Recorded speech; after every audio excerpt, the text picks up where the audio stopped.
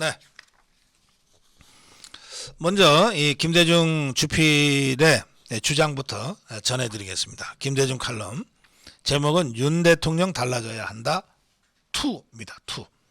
윤 대통령 달라져야 한다 1을 한 달쯤 전에 칼럼으로 썼는데 그 후속편에 해당되는 주장을 오늘 했습니다.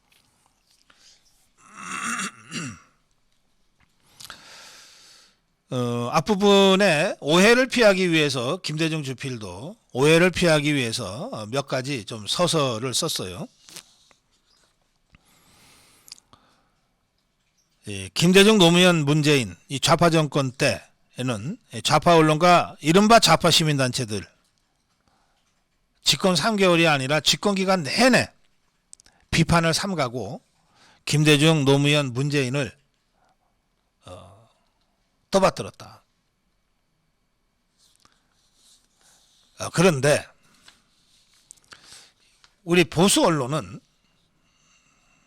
김대중 주필은 조선일보가 아직도 보수 언론이라고 생각하는 것 같습니다.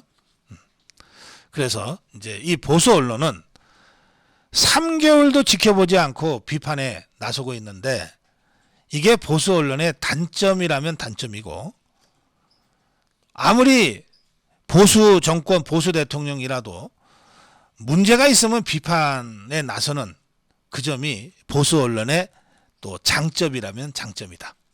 이렇게 먼저 서설을 깔고 있습니다. 저는 김대중 주필의 정론 언론인으로서의 이런 자세의 진정성을 인정합니다.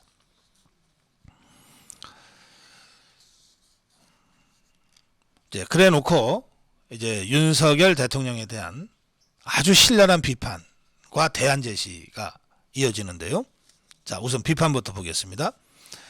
윤석열 대통령은 당 내홍의 핵심이 무엇인지도 파악하지 못한 상태에서 당내 정치에 휘말렸다. 이준석의 내부 총질 하나 해결하지 못하고 헛발질만 빈번히 했고 윤핵관 문제를 조정하는 데도 한계를 드러냈다. 부인 문제에도 윤석열 대통령은 명쾌히 대응하지 못했다. 사실 그런 것들은 나라 일을 꾸려나가는 데 있어 주류적 사안들은 아니지만 내셔널 어젠다는 아니지만 우리 정치라고 하는 곳이 워낙 혼탁해서 본류보다는 지류에서 흙탕물이 더 많이 튄다는 것을 그는 터득하지 못했다. 그런데 이런 문제들은 어제까지의 윤석열 대통령의 과제였다고 한다면 앞으로의 과제는 그것과는 결이 다른 것이다. 차원이 다른 것이다. 지금의 국면은 윤석열 정부 출범 초기에 있었던 자질론이라든지 인사의 편협성이라든지 대통령의 경험 부족이라든지 이런 차원을 넘어서 나라를 바로 살리는 국생의 국면이다. 그것은 야당과의 전쟁을 의미할 수밖에 없고 부정과의 전쟁을 의미할 수밖에 없으며 공정과 상식을 지켜내는 윤석열의 전쟁일 수밖에 없다. 바로 그 길이 우리 국민이 윤석열을 대통령으로 뽑은 진짜 이유이기도 하다. 자, 여기까지가 비판입니다. 그리고 지금부터가 윤석열 대통령에 대한 조언 또는 대안 제시입니다. 김대중 주필은 이렇게 주장합니다. 야당과의 협치 물 건너갔다.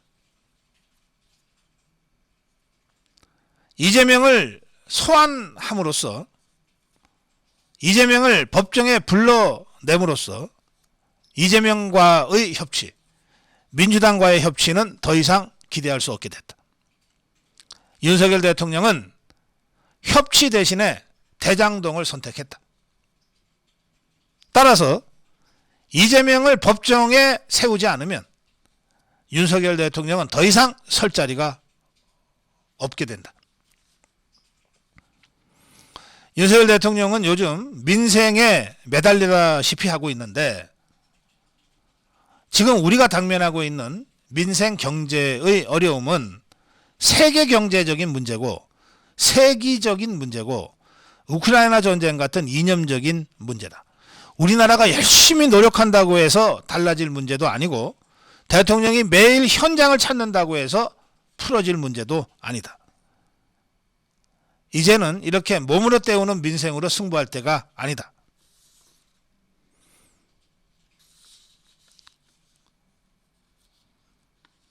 윤석열 대통령은 대통령에 취임하기 전부터 취임한 후까지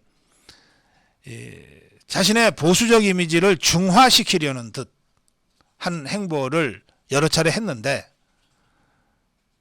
그게 좌파와의 전쟁에서는 아무 소용없다는 것을 깨달아야 한다. 협치 물 건너갔고 민생 개선에도 한계가 있고 경제 회복도 당장은 어렵고 중도층 포용도 별로 효과가 없다면 그렇다면 윤석열 대통령과 윤석열 정부가 가야 하는 길은 하나밖에 없다. 나라를 바로 세우는 길이다.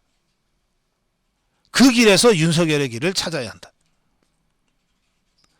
그 윤석열의 길, 바로 그것이 공정과 상식의 길이다. 공정에 어긋나면 어느 누구도 어느 권력자도 가차없이 처단해야 하고 상식을 벗어나면 그게 누구든 심지어 대통령 자신과 가족까지도 대가를 치르게 하는 엄격함만이 국민의 공감과 지지를 다시 얻게 될 것이다. 그래야 대한민국이 보수의 정체성 위에서 바로 설 수 있다. 이게 김대중 주필의 주장입니다. 이제 제 의견을 조금 보태겠습니다. 자, 여러분, 저나 여러분들이나 우리 자유파 국민들은 6개월 전에 윤석열을 대통령으로 선택했습니다.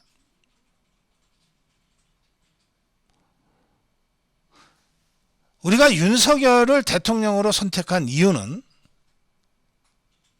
자명합니다.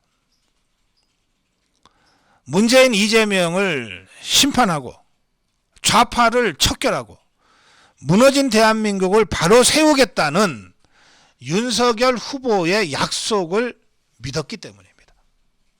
그래서 우리가 윤석열을 대통령으로 선출한 겁니다.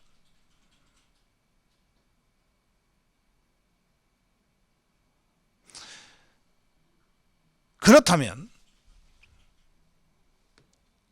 이제는 윤석열 대통령이 그 국민의 부름에 응답해야 되는 거예요. 윤석열 대통령이 대통령을 만들어준 자유파 국민들의 요구와 기대에 응답하고 거기에 부응하는 행동을 해야 되는 겁니다. 그 행동은 뭐냐? 문재인, 이재명 좌파 세력을 척결하고 무너진 대한민국을 바로 세우는 것을 국정 운영에서 표현해주고 보여줘야 되는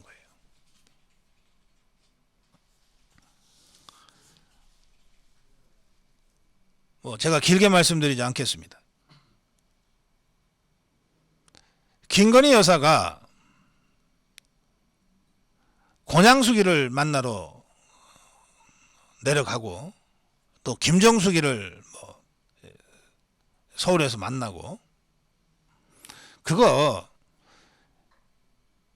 김건희 여사가 혼자서 독단적으로 결정할 수 있는 일이었겠습니까?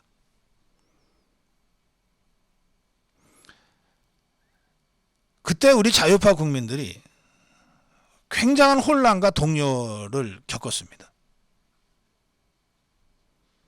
이재명, 문재인, 이재명을 척결하고 좌파들을 척결하고 대한민국을 바로 세워달라고 뽑은 대통령의 부인이 어떻게 척결을 해야 될 저 상대를 예우를 갖춰서 찾아가서 인사를 하고 오는가.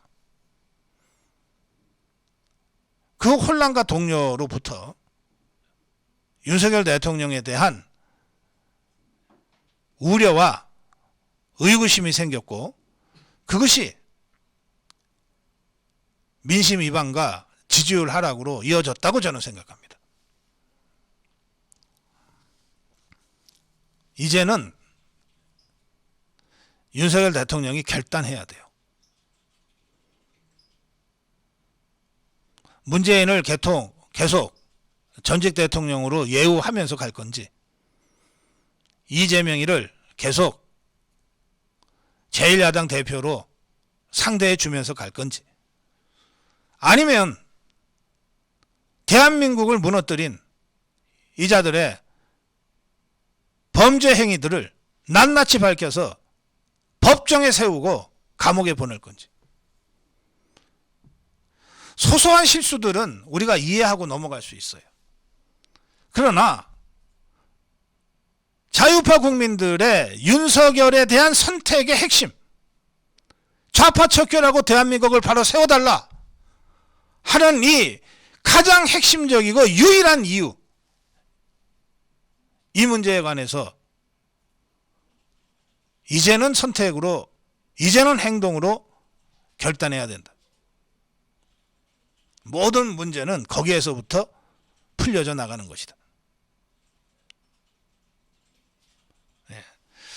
김대중 주필의 칼럼에 사족을 다는 것 같아서 제가 좀 죄송스럽습니다만, 이제는 윤석열 대통령이 행동으로 선택할 때다. 이 점을 좀 첨언해서 강조 말씀드립니다.